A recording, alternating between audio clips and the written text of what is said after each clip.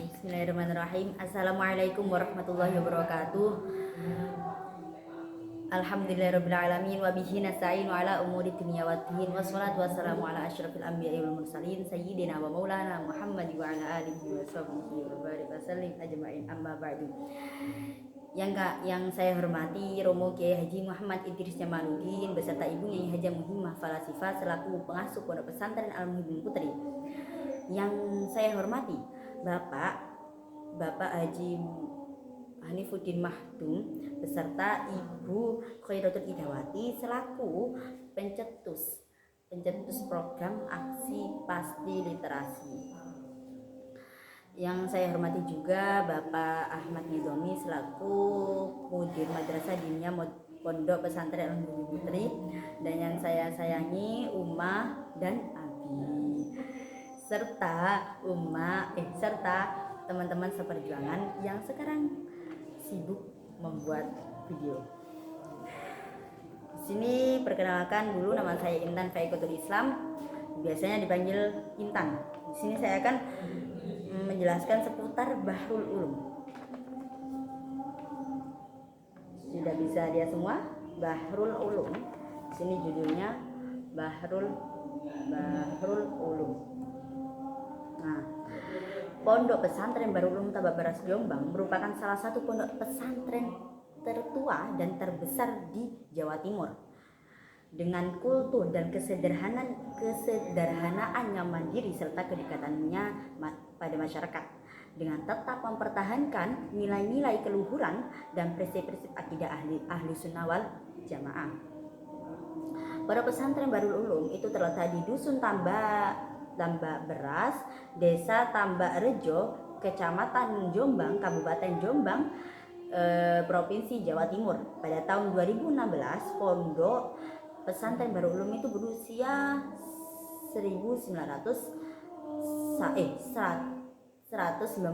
tahun dan madrasahnya itu berusia 101 tahun. Terus secara struktural, Pondok Pesantren Bahrul Ulum Tababaras Jombang itu di bawah naungan Yayasan Bahrul Ulum. Yayasan Bahrul Ulum yang berdiri pada tahun 1966. Langsung masuk ke sejarahnya. Sejarahnya ada 5. Yang pertama, periode perintisan pertama pada tahun sekitar 1825 di sebuah desa yang jauh dari keramaian kota Jombang, lebih tepatnya di Dusun Gedang, Kelurahan Tambak Rejo, itu datanglah seorang pendekar ulama, yakni Kiai Haji Muhammad Abdus Salam, biasanya dijuluki oleh Mbah Soiha. Beliau datang di desa dengan membawa misi untuk tablighud-din wal ilm, yakni menyampaikan agama dan ilmu yang dimiliki beliau. Dulu sebelum desa tersebut itu menjadi hutan belantara selama lebih kurang 13 tahun beliau itu bergelut dengan semak belukar, sehingga hutan tersebut dijadikan perkampungan yang dihuni komunitas manusia. Setelah berhasil beliau menjadikan perkampungan, pada tahun 1838 beliau mendirikan gubuk kecil untuk beliau berdakwah. Di sana itu pada tahun 1838 ya, beliau membuat dengan terdiri dari langgar, bilik kecil, dan kamar untuk santri-santri. Biasanya itu dijuluki Pondok Selawe atau Pondok Telu, karena Pondok Selawe itu terdiri dari 25 santri. Pondok Telu itu terdiri dari 3 ilmu bidang yang pertama syariat, hakikat, dan kanuragan. Atau biasanya 3 itu disebut dengan Pondok Telu itu disebut dengan Pondok Telu itu karena biliknya, kamarnya itu ada 3. Terus periode perintisan kedua, yakni setelah Mbah Soiha itu berlanjut usia, beliau itu dipasrahkan kepada Kiai Usman dan Kiai Said. Kiai Utsman dan Kiai Said ya. Kiai Utsman dan Kiai Said ini Kiai Utsman ini meneruskan pengasuh dari Pondok Selawe, sedangkan Kiai Said itu mendirikan pondok sendiri di dekat Pondok Selawe. Kiai Utsman di sini itu lebih menuju ke ahli thariqah, sehingga sehingga pondoknya itu disebut pondok thariqah. Sedangkan Kiai Said ini tertuju lebih fokus pada ajaran-ajaran syariat, sehingga pondoknya dijuluki dengan pondok syariat. Terus lanjut periode pengembangan pertama. Periode pengembangan pertama, Kiai Said dan Kiai Utsman itu wafat. Terus Kiai Utsman itu tidak ada yang meneruskan karena beliau itu mempunyai putri 2 bukan putra. Sedangkan tidak ada yang meneruskan. Sedangkan kalau Kiai Said itu diteruskan oleh Kiai Hasbullah. Kiai Utsman akhirnya santri-santri sebagiannya itu diboyongkan oleh Kiai Asy'ari, dipindah kepada pondoknya yakni Pondok Tebu Ireng hingga saat ini. Yang sebagiannya itu diboyongkan ikut Kiai Hasbullah, sehingga nanti yang pusat thariqahnya itu di bawah naungan Kiai Haji Abdullah di Desa Kapas. Terus Kiai Hasbullah itu kaya, dermawan, sehingga pusat-pusat tambaknya itu luas, sehingga masyarakat itu menjuluki pondok pesantrennya beliau, pondok pesantren Kiai Hasbullah itu sebagai pondok pesantren tambak beras. Terus lanjut periode pengembangan kedua. Periode pengembangan kedua setelah Abdul Wahab menyelesaikan studinya di Arab, di Mekah. Beliau itu pada tahun 1914 kan beliau menyelesaikan ya.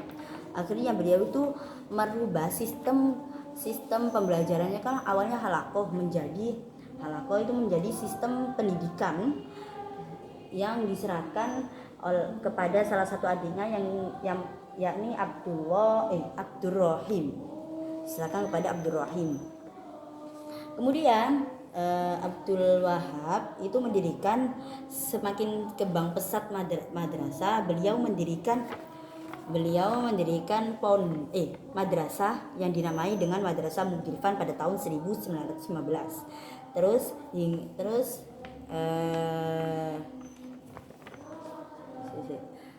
Pada tahun 1920 Kiai Haji Hasbullah itu wafat, sehingga tugasnya itu diserahkan kepada Kiai Haji Abdul Wahab dengan dibantu oleh 2 adiknya. Yang pertama itu Kiai Haji Abdurrahim itu lebih fokus terhadap madrasah, Abdul Hamid itu lebih fokus pada pondok. Ya, dibantu oleh studi Mekah lebih fokus pada pondok. Terus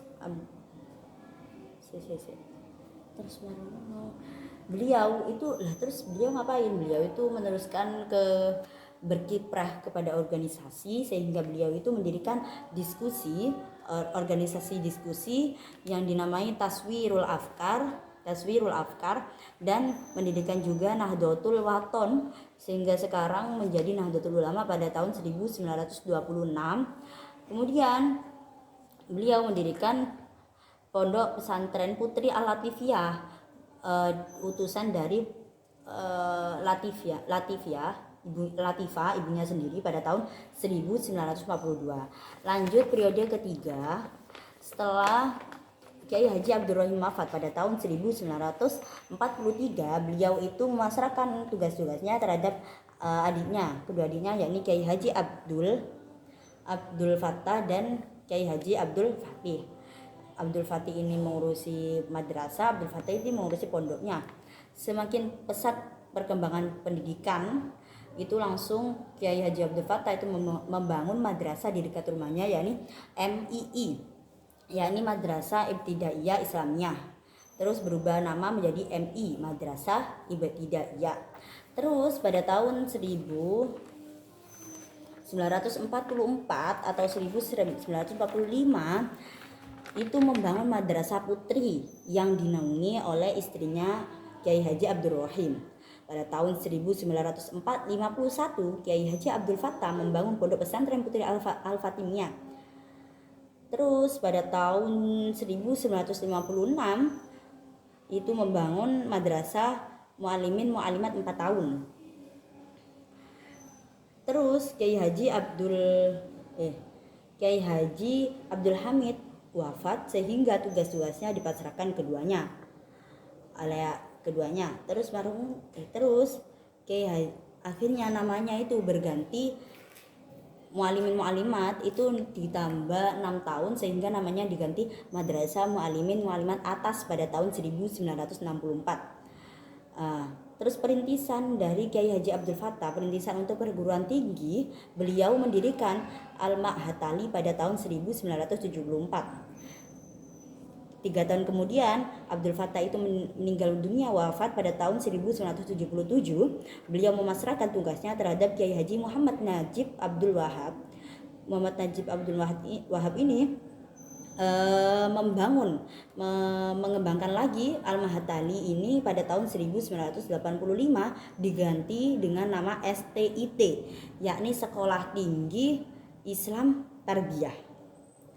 Terus lanjut periode pengembangan keempat. Ini kepengasuhan kolektif. Yang pertama itu majelis pengasuh yang dinaungi oleh Kiai Haji Muhammad Sholih Abdul Hamid itu pada tahun 1987 sampai 206 dengan ketua yayasan Taufikur Rahman pada tahun 2002 sampai 2009. Al-Maufirullah yang kedua Amanullah Abdurrahim pada tahun 2001 sampai 2008.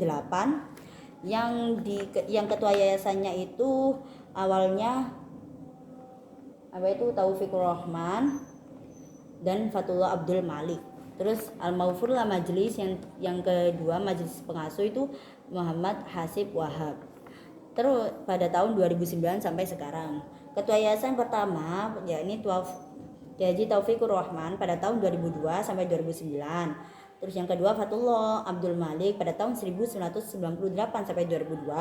Terus lanjut Muhammad Hasib Wahab yang pada tahun 1998 sampai 1998. 4 sampai 8. Terus Kiai Haji Ahmad Al-Fatih Abdurrahim pada tahun 1999 sampai 1994. Terus yang terakhir Kiai Haji Muhammad Irfan Sholeh pada tahun 2010 sampai 2017. Sekian dari saya. Mohon maaf bila ada kata-kata yang kurang berkenan atau salah atau kepelicuk-pelicuk. Mohon dimaafkan. Wafaqanallahu hasanan lima yuhibbu wa yarda. Wassalamualaikum warahmatullahi wabarakatuh.